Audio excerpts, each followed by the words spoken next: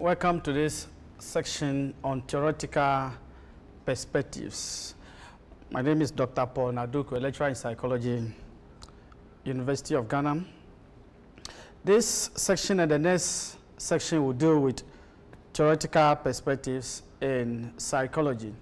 The science of psychology is one where there are many approaches or theories that we work with, which we use to explain human behavior and mental processes. So this section will deal with what a theory is, the essence and relevance of theories, the relationship between a theory and theoretical perspective, and then we'll look at several of the theoretical perspectives that we have in psychology.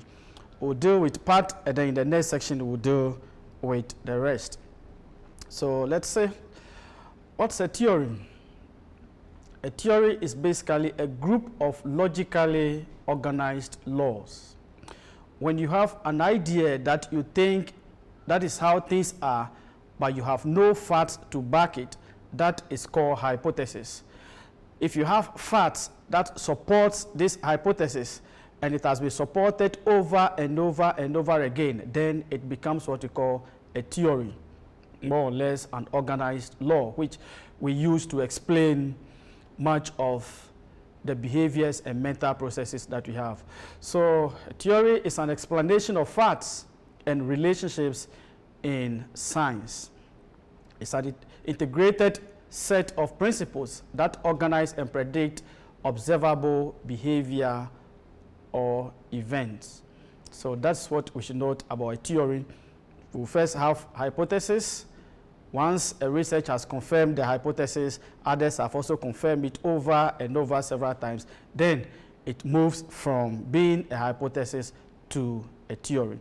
So a scientific theory summarizes hypotheses or groups of hypotheses that have been supported with repeated testing. In other words, there is enough evidence that have been accumulated over the years to support the hypothesis. And once that happens, it goes beyond hypothesis. No longer hypothesis, it moves to the next step, which is a theory. And it becomes accepted as a valid explanation of an issue. And so that's what we should note. The science of psychology, as I said, deals with several approaches. And each of these approaches or theories have merits or advantages as well as disadvantages. It is more a matter of a personal preference for any psychologist to decide which of them to use to explain the behavior.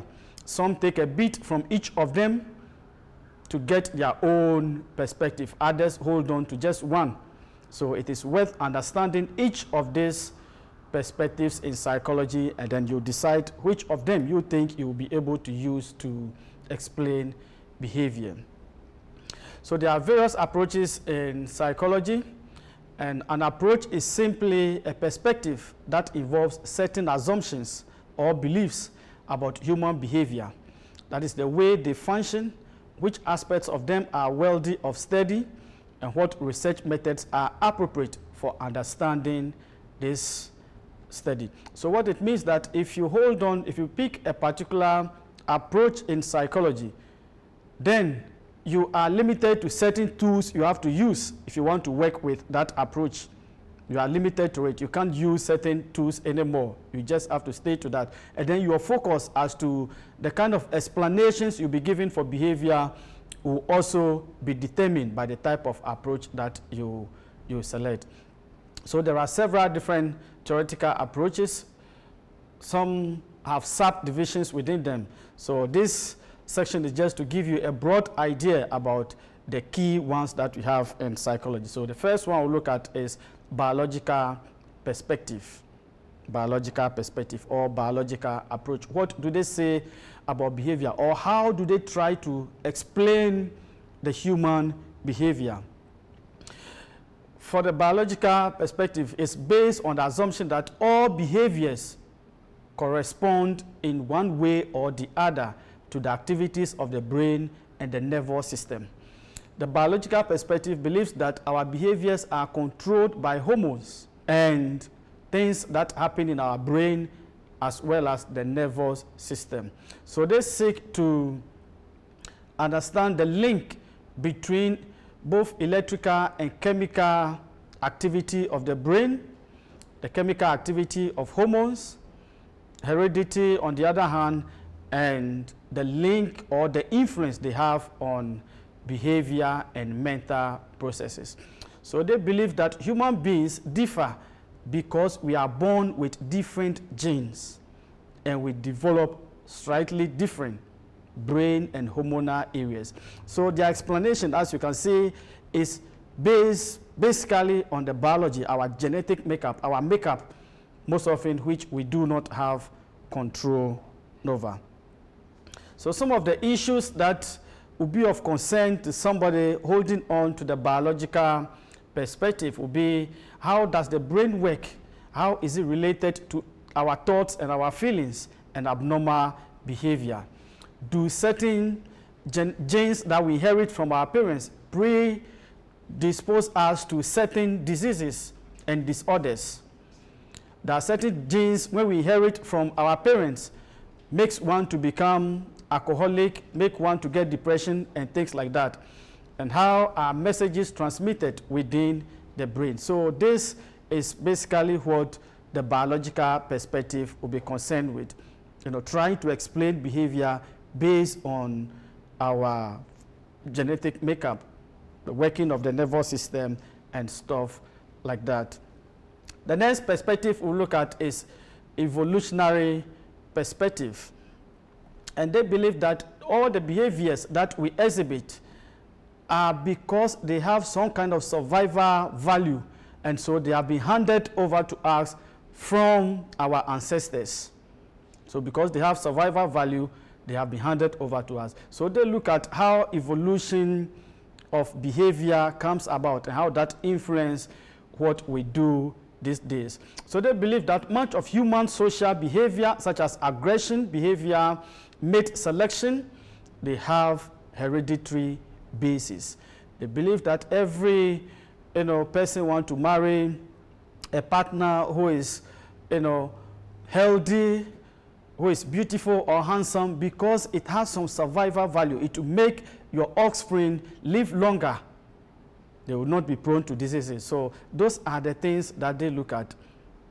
Issues about evolution, how it has been handed over to us. So evolutionary psychology holds that behaviors or traits that occur universally, behaviors that we can see in all cultures, are good candidates for evolutionary applications. They are good because the human race needs it in order to survive. So they believe that if you should meet somebody that you do not know that is your relative, and you meet the person, you will be able to feel some kind of attachment for them. So that is what evolutionary psychology is concerned with, how these various traits have been transmitted from one generation to the other onto the present generation. The next perspective we'll look at is behavioral, the behavioral or learning perspective. This theory lays emphasis on the environment and observable behavior as manifested in the stimulus response mechanism. They believe that our behavior that we exhibit is a product or a function of the individual and the information that we get from our environment. In other words, whatever behavior we exhibit now is what the interaction that is going on between the individual and the environment. It doesn't depend on only one person, not the environment, not the individual, but the interplay between the two is what gives rise to our behaviors. The two, how we interact with the environment, is what gives rise. So learning or experiences is what drives behavior. That is one of the key points that they hold on. Learning or experience is what will give rise to our behavior. It's not the working of any genetic makeup. It is not the working of any traits that has been handed over by our ancestors, but rather how you, the individual, interact and experience your environment. Under it, we have several subdivisions, several mini approaches under them. We have what we call classical theory, we have instrumental learning, and then we have observational learning. We'll basically look at them briefly. Classical learning or classical conditioning is the type of learning that is formed by associating one thing to the other. So most of the time we call it learning by association, how one thing and the other goes. If, for example, anytime some thick clouds forms around and it rains, then over time we'll get to know that whenever thick clouds are formed at a particular location, rain will definitely come. That is learning by association. No human being is born to stop when they see red. But the moment we get to the traffic light and it's red, we stop. That is learning by association. We associate the red traffic light to stop. We associate the green traffic light to drive on or to move. That is learning by association. And this was given to us by a gentleman called Ivan Pavlov. And then we have another called the Operant Learning, which is learning by reward. They believe that human beings make conscious efforts to bring the behavior into existence. And anytime we exhibit a behavior, if the behavior is rewarded, we are more likely to repeat that behavior. But if the behavior is not rewarded, we will not be able to repeat it again. So for example, if we should study so hard and you've gone to write exam and you've obtained a good grade, you are more likely to study hard the next time when exam is approaching. But if you study so hard and then the grade happens to be very bad, you will not learn. So that is operant learning or learning by reward.